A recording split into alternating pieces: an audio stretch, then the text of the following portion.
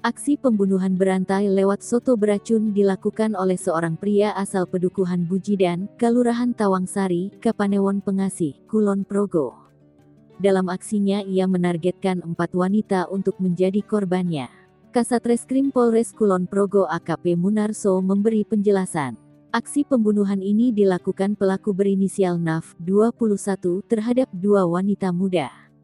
Korban disebut bernama Takdir Sunariati, 22, asal Pedukuhan Paingan, Kelurahan Sendangsari, Kapanewon Pengasih, dan Desi Sri Diantari, 22, asal Pedukuhan Gadingan, Wates.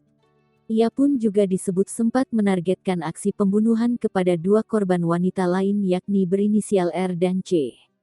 Namun upayanya gagal di tengah jalan.